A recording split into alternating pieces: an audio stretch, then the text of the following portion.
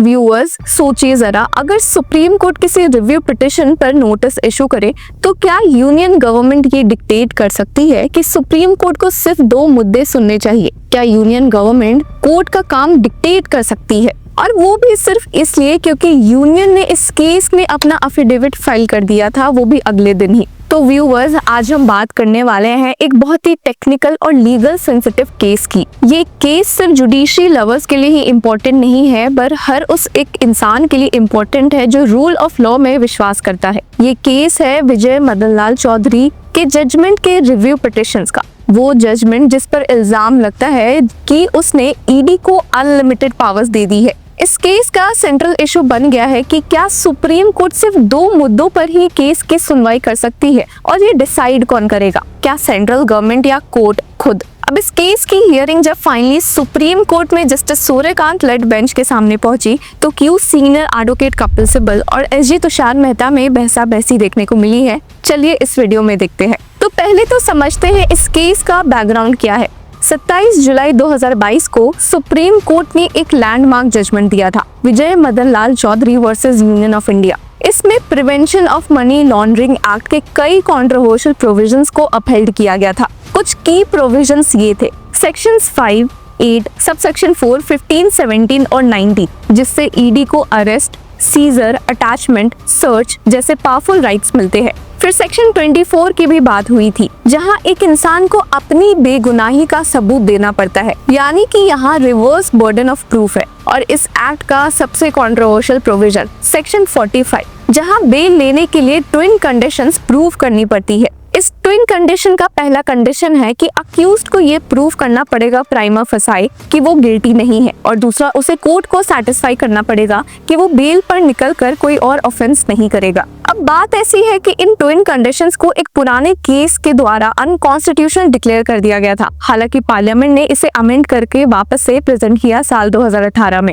ये जजमेंट तब के जस्टिस खनविलकर लेड बेंच ने दिया था, और बाद में इसकी रिव्यू पिटिशंस फाइल हुई और रिव्यू पिटिशंस करीबन 8 के बराबर आई। अब जब जस्टिस खनविलकर रिटायर हो गए तो चीफ जस्टिस एनवी रमना ने रिव्यू बेंच का हिस्सा बनकर अगस्त 2022 में इन पिटिशंस पर नोटिस इशू किया था, और यहीं से दिक्कतें शुरू हो गई। सीजीआई रमना लेड बेंच ने ओरली कहा था कि इस केस के 2 पॉइंट्स पर रीलुक करना बहुत जरूरी है। पहला तो वो ECIR, enforcement case information report, कि क्या अक्यूज्ड को ये दिया जाना चाहिए या नहीं। दूसरा है reversal of presumption of innocence, यानी कि सेक्शन 24 PMLA का वैलिडिटी, यानी कि अक्यूज्ड को ही प्रूव करना पड़ता है कि वो इनोसेंट है। हालांकि कोर्ट ने ये सब ओरली कहा, एक्सप्लिसिटली लिखकर नहीं दिया था, और यहीं पर सेंट्रल गवर्नमेंट ने फायदा उठाने की कोशिश की। एसजी तुषार मेहता ने supreme court bench of justice Surya Kant, Ujjal Bhuyan और NK सिंह के सामने ये कहा कि कोर्ट ने सिर्फ 2 पॉइंट्स पर ही रीलुक करने को कहा था,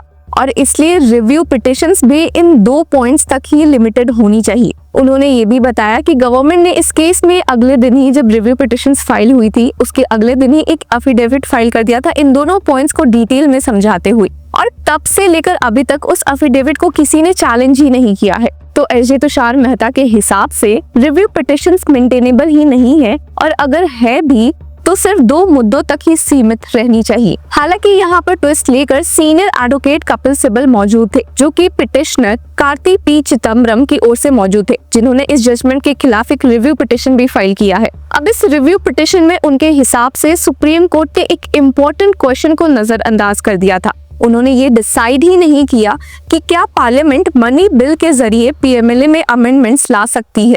और आपको जानकर हैरानी होगी कि बहुत सारे PMLA के प्रोविजन में चेंजेस इसी मनी बिल रूट के अमेंडमेंट के थ्रू हुई है। और अब यूनियन गवर्नमेंट का ये स्टैंड कि सुप्रीम कोर्ट सिर्फ 2 मुद्दों पर ही रिव्यू कर सकती है, सीनियर एडवोकेट कपिल सिब्बल को सही नहीं लगा, जिसकी वजह से उन्होंने कहा, The order must be taken for what it is. It can't be that the government of India's affidavit will override the court's order. उन्होंने ये भी कहा कि ECIR के इशू पर जस्टिस अभय S. ओक का एक जजमेंट ऑलरेडी है कि इस केस में अक्यूज्ड को डॉक्यूमेंट्स मिलने ही चाहिए। सीनियर एडवोकेट कपिल सिब्बल का कोर आर्ग्यूमेंट ये था कि यूनियन गवर्नमेंट का एक अफिडेविट, एक रिटन रिप्लाई इस केस में सुप्रीम कोर्ट के ऊपर नहीं जा सकता है। अब इस केस में बेंच का भी रिएक्शन काफी इंटरेस्टिंग रहा है।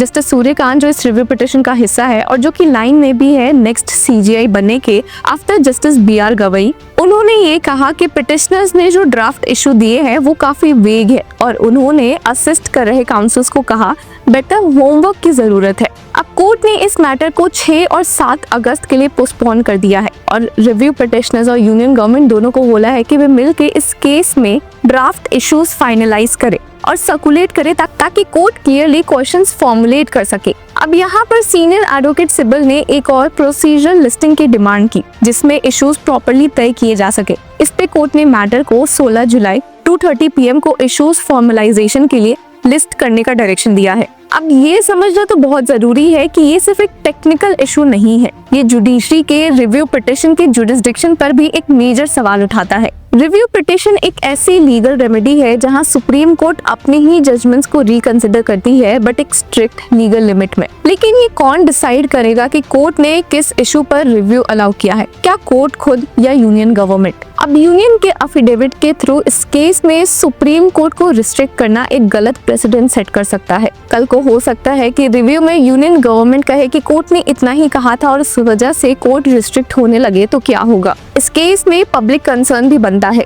PMLA के कई प्रोविजन से पहले ही सिविल सोसाइटी ग्रुप्स और ऑर्गेनाइजेशंस ने कंसर्न्स रेज किए हैं। ईडी के पावर्स इतने वाइड है कि जुडिशियल स्क्रूटनी मुश्किल हो जाती है और सेक्शन 24 जैसे प्रोविजन जहां पे अक्यूज्ड को खुद ही प्रूव करना पड़ता है कि वो इनोसेंट है, वो बेसिक क्रिमिनल जूरिस्प्रूडेंस के खिलाफ हो जाता है। इस कंटेक्स्ट में अगर सुप्रीम कोर्ट ये कहती है कि वो सिर्फ 2 मुद्दों पर फोकस करेगी या सेंट्रल गवर्नमेंट ये कहती है कि हमने जो एफिडेविट फाइल किया वो चैलेंज ही नहीं हुआ है, काफी प्रॉब्लमैटिक हो जाता है। रूल ऑफ लॉ में ट्रांसपेरेंसी और जुडिशियल इंडिपेंडेंस बहुत जरूरी है। तो व्यूअर्स, आगे क्या हो सकता है? सुप्रीम कोर्ट डिसाइड करता है कि रिव्यू पिटिशन सिर्फ उठे तो 2 पॉइंट्स तक, या वो चाहे तो स्कोप को बढ़ा सकते हैं। अगर सुप्रीम कोर्ट डिसाइड करता है कि रिव्यू पिटिशन सिर्फ उन्हीं 2 पॉइंट्स तक लिमिटेड है तो PMLA के रिकंसिडरेशन का स्कोप बहुत ही छोटा हो जाता है। लेकिन अगर कोर्ट कहता है कि रिव्यू का स्कोप वो खुद डिसाइड करेंगे मेरिट्स और पब्लिक इंटरेस्ट पर, तो ये अपने आप में एक अलग प्रेसिडेंट भी सेट कर सकता है जिसमें जुडिशियल पावर को क्लियरली रीअफर्म किया जाए।